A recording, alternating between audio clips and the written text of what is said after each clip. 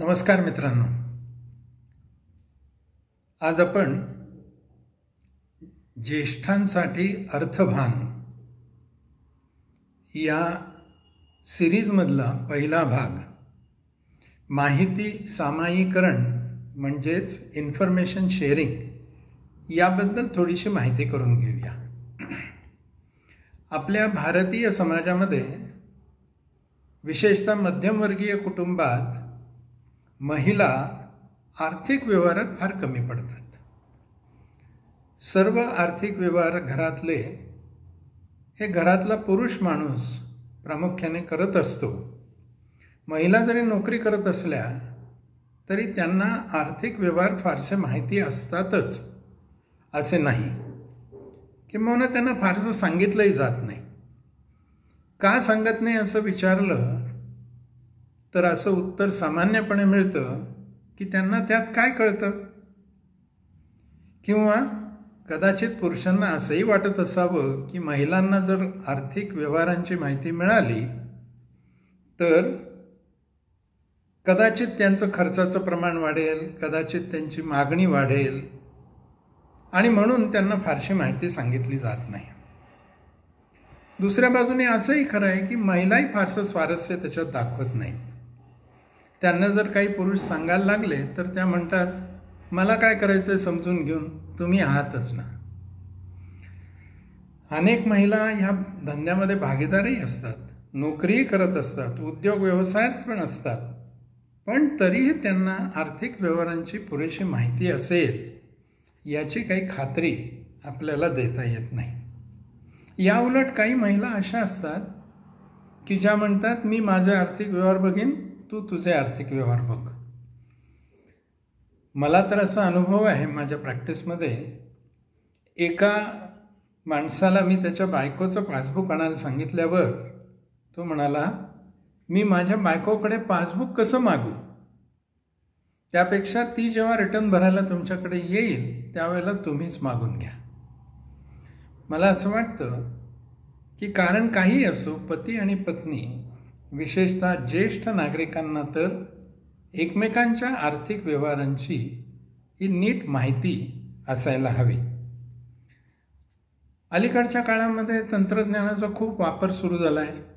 आर्थिक क्षेत्रातही तंत्रज्ञानाचा वापर मोठ्या प्रमाणावर होतो आहे. म्हणजे उदाहरण सांगायचं झालं तर बँकांची खाती आता आपण ऑनलाईन पद्धतीने वापरतो. शेअर्स, म्युच्युअल फंडाचे व्यवहारसुद्धा ऑनलाईन पद्धतीने होतात. आणि ह्या सगळ्या व्यवहारांसाठी आपल्याला ईमेलवर, मोबाईलवर कम्युनिकेशन सारखं होत असतं. परिणाम काय होतो, या सगळ्यासाठी आपल्याकडे एक ID असावा लागतो. जो लॉग इन ID असेल, त्याच्यासाठीचा पासवर्ड असेल, आणि हे सगळे पासवर्ड आणि IDs लक्षात ठेवणं हे एक मोठं काम आपल्यासाठी होऊन जातं.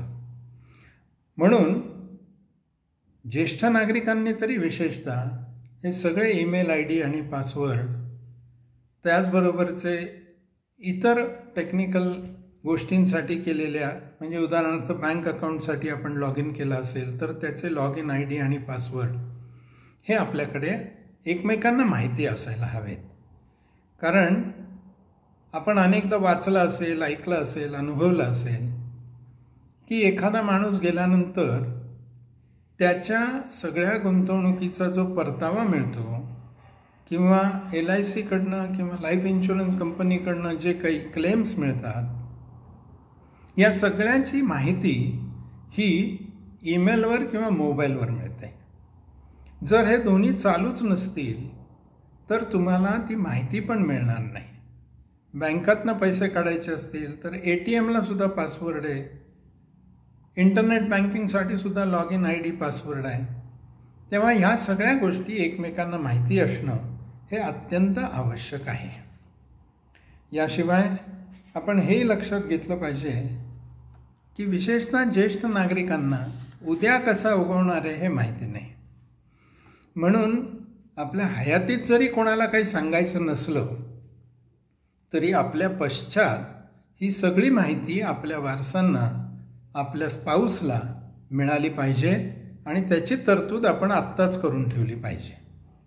मग ही कशी करता येईल? तर हे सगळी माहिती आपण एखाद्या वहीमध्ये, डायरीमध्ये, फाईलमध्ये नोंद करून ठेवली पाहिजे. तुमच्या हयातीत तुम्हाला दाखवायची नसेल तर दाखवू नका, पण अशी नोंद केलेली फाईल किंवा डायरी ही कुठेतरी अशा ठिकाणी ठेवा की आपल्या गेल्यानंतर ती आपल्या वारसांना, आपल्या स्पाऊसला ही सहजपणे मिळू शकेल. किंवा कोणीतरी अशा विश्वासू माणसाकडे सीलबंद करून देऊन ठेवा की जो आपल्या पश्चात ती फाईल किंवा डायरी आपल्या वारसांना किंवा स्पाऊसला देऊ शकेल. काय असावं बरं या फाईल किंवा डायरीमध्ये? कोणत्या प्रकारची माहिती असणं आवश्यक आहे? मला असं वाटतं की आजकाल आपण अनेक कन्सल्टंट्स यांची मदत घेत असतो. उदाहरण सांगायचं झालं तर आपला एखादा फायनान्शियल प्लॅनर असतो, आपला एखादा टॅक्स कन्सल्टंट असतो, आपला एखादा विमा एजंट असतो, एखादा स्टॉक ब्रोकर असतो. 4 प्रकारचे कन्सल्टंट्स मी आपल्यासमोर मांडले. आता आपण जे काही व्यवहार केलेले आहेत त्याचा सगळा तपशील या 4 माणसांकडे असतो. त्यामुळे या 4 जणांची नावं, त्यांचा पत्ता, त्यांचा फोन नंबर, त्यांचा मोबाईल नंबर हे सगळं आपण त्या डायरीमध्ये नोंद करून ठेवलं पाहिजे. आपली जी बँक खाती आहेत त्या सगळ्या बँक खात्यांचा तपशीलसुद्धा त्या डायरीत नोंदवलेला असला पाहिजे. म्हणजे कोणती बँक आहे, त्याची कोणती ब्रांच आहे, आपला खाते नंबर किती आहे, आपण इंटरनेट बँकिंग करत असलो तर लॉग इन ID काय आहे, पासवर्ड काय आहे, ट्रान्झॅक्शन पासवर्ड वेगळा असला तर तो काय आहे, या सगळ्या गोष्टी बँकांच्या संदर्भात आपण ठेवल्या पाहिजेत. त्याच्याच जोडीला बँकेचं जर काही ATM कार्ड असेल, बँकेचं डेबिट कार्ड असेल, क्रेडिट कार्ड असेल तर ही सुद्धा माहिती आपण त्या डायरीमध्ये नोंदवून ठेवली पाहिजे. अनेकदा आपण क्लब मेंबरशिप घेतो आणि ही क्लब मेंबरशिप आपल्या पश्चात आपल्या वारसांना पण वापरता येऊ शकते. अशी जर परिस्थिती असेल तर ह्या क्लब मेंबरशिपची सुद्धा माहिती, म्हणजे कोणत्या क्लबची आपण मेंबरशिप घेतली आहे, आपला मेंबरशिप नंबर किती आहे, त्यासाठी आपण किती पैसे भरले आहेत, त्याला काही एक्सपायरी असली तर एक्सपायरी डेट काय आहे, त्याच्यापासून मिळणारे लाभ असले तर हे लाभ काय आहेत, या सगळ्याची नोंद आपल्याला त्याच्यात करून ठेवायची आवश्यकता असते. आजकाल सगळीकडे पॅन नंबर आणि आधार कार्ड नंबर लागत असतो, त्यामुळे ह्याही 2 गोष्टींची नोंद आपण करून ठेवली पाहिजे. सामान्यतः सगळेजण विम्याच्या पॉलिसीज घेत असतात. ही विम्याची पॉलिसी तुमच्या आयुष्याची असेल, म्हणजे लाईफ इन्शुरन्स असेल, किंवा वाहनाचा विमा असेल, किंवा स्टॉकचा विमा असेल वगैरे, अशा ज्या काही पॉलिसीज आपण उतरवलेल्या असतील त्या सगळ्या पॉलिसीचा तपशील, म्हणजे विम्याची कंपनी कोणती, पॉलिसीचा प्रकार कोणता, पॉलिसीचा नंबर काय, पॉलिसी किती रकमेची आहे वगैरे, हा सगळा तपशील आपल्याला नोंदवून ठेवणं आवश्यक आहे. याच्याच जोडीला आपल्या बँकेमध्ये काही जर मुदत ठेवी असतील तर त्या मुदत ठेवींचाही तपशील, म्हणजे बँक कोणती, ब्रँच कोणती, ठेव कधी केली, किती दिवसांची आहे, मॅच्युरिटी काय आहे, त्याच्यावर व्याज किती मिळणार आहे, असा सगळा तपशील आपण तिथे लिहून ठेवला पाहिजे. जसं बँकेत गुंतवणूक आहे तशी शेअर्समध्ये गुंतवणूक असू शकते.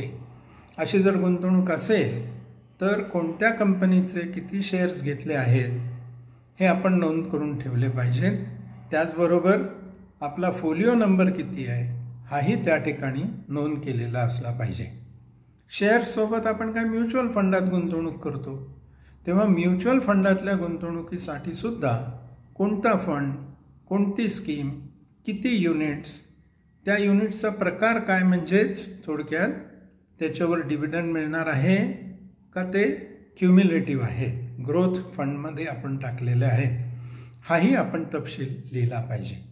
म्हणजे बँक ठेवी, शेअर्स, म्युच्युअल फंड याशिवाय अन्य काही गुंतवणूक आपण केलेली असू शकते आणि ती म्हणजे पोस्टातल्या गुंतवणुकीसंदर्भात किंवा खाजगी कंपन्यांच्या ठेवीमध्ये.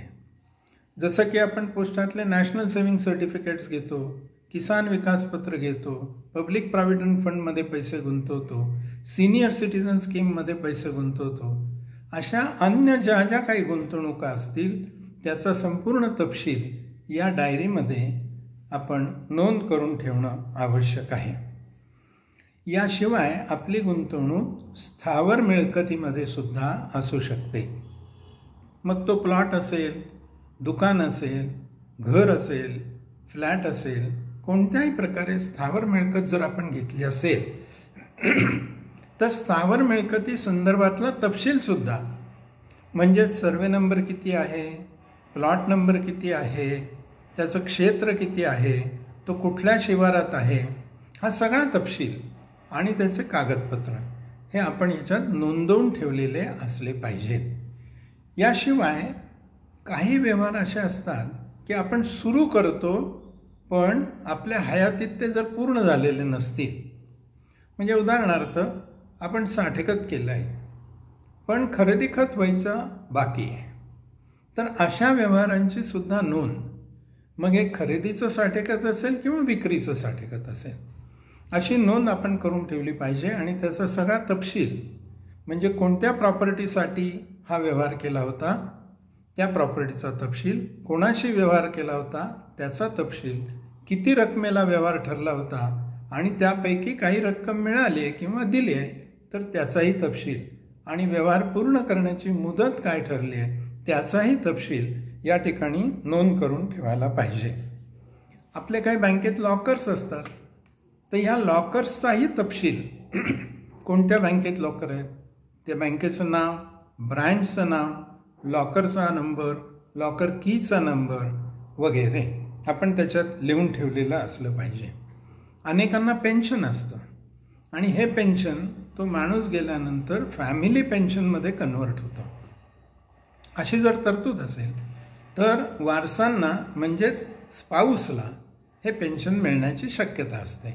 म्हणून आपल्या पेन्शनचा तपशीलसुद्धा आपण या डायरीमध्ये लिहून ठेवलेला असला पाहिजे. जर आपण मृत्यूपत्र केलेलं असलं, करणं आवश्यक आहे, त्या संदर्भात आपण एखाद्या भागामध्ये बघूया, पण असं मृत्यूपत्र केलेलं असलं तर हे मृत्यूपत्र कधी केलं आणि त्या मृत्यूपत्राची प्रत ही कोणाकडे दिलेली आहे, ते नोंदवलं आहे का नाही नोंदवलेलं आहे, असा सगळा तपशील त्याच्यामध्ये लिहून ठेवलेला असला पाहिजे. या विलला आपण कोणी एक्झिक्युटर नेमला आहे का, नेमला असला तर त्याचं नाव, पत्ता, संपर्क क्रमांक हेही आपण लिहून ठेवलेलं असलं पाहिजे. काही वेळेला आपण कोणाच्या तरी नावाने मुखत्यारपत्र म्हणजे पॉवर ऑफ अटॉर्नी देतो, तर अशी पॉवर ऑफ अटॉर्नी आपण दिली आहे का, दिली असली तर कोणाला दिली आहे, कोणत्या प्रॉपर्टी संदर्भात, कोणत्या कामासंदर्भात ती दिली आहे याचाही तपशील आणि त्याचं सगळं नाव, पत्ता, कॉन्टॅक्ट नंबर हे सगळं आपण देण्याची आवश्यकता असते. बऱ्याचदा आपण काही हातउसने पैसे घेतो किंवा हातउसने पैसे देतो, हे आपण मित्रत्वानी करत असतो किंवा बिझनेस माइंडनी करत असतो. तर असे हातउसने दिलेले पैसे किंवा हातउसने घेतलेले पैसे यांचाही तपशील, म्हणजेच माणसाचं नाव, त्याचा पत्ता, त्याचं कॉन्टॅक्ट नंबर, कशासाठी हे हातउसने पैसे दिलेत, त्याच्यावर काही व्याजाची आकारणी होणार आहे का, ते पैसे परत कधी मिळणार आहेत, असा सगळा तपशील आपण तिथे दिला पाहिजे. अनेकदा तुम्हाला जामीनदार म्हणून राहावं लागतं किंवा तुम्ही कोणाला तरी जामीनदार म्हणून इन्व्हाइट केलेलं असतं, तर असं कोणी गॅरेंटर असला तर त्याचा तपशील, तुम्ही कोणाला गॅरेंटर असला तर त्याचा तपशील हाही द्यायला लागतो. मला असं वाटतं की ही यादी मी जी केली आहे ही यादी काही सर्वसमावेशक नाही आहे. व्यक्तीनुसार, परिस्थितीनुसार ती कदाचित बदलेल आहे, परंतु काय प्रकारची माहिती आपल्याला शेअर करायला पाहिजे याची कल्पना या यादीवरनं येईल. आणि अशी माहिती जर आपल्या पश्चात मिळाली नाही तर किती अडचणी येतात याची आपण कल्पना करू शकतो. आणि आपल्या पश्चात आपल्या स्पाऊसला अशा अडचणी येऊ नयेत हीच प्रत्येकाची इच्छा असते. आणि म्हणून ही एक एक्झॉस्टिव्ह यादी आपण करावी, त्या यादीनुसार सगळी माहिती लिहून काढावी आणि ती एखाद्या डायरीमध्ये किंवा एखाद्या फाईलमध्ये ठेवावी. ही आपल्या हयातीत सांगायचं की नाही सांगायचं हा ज्याच्या त्याच्या वैयक्तिक प्रश्न आहे. त्याच्या परिस्थितीनुसार त्याने तो ठरवावा, परंतु आपल्या पश्चात मात्र हे मिळालं पाहिजे याची दक्षता प्रत्येकाने घ्यावी. त्यामुळे आपल्या पश्चात आपल्या स्पाऊसला किंवा वारसांना त्रास पडणार नाही आणि त्यांना विनासायास लवकर हे प्रॉपर्टी आणि सगळ्या गोष्टी या त्यांच्या नावावर वर्ग करून घेणं सोपं जाईल. मला वाटतं हे जाणीवपूर्वक करायची गोष्ट आहे, म्हणून मी आपल्या सगळ्यांच्या निदर्शनास आणून दिली. पुढच्या भागामध्ये आपण ज्येष्ठ नागरिकांसाठी आणखीन एका अशाच विषयाचा विचार करणार आहोत. तोपर्यंत नमस्कार.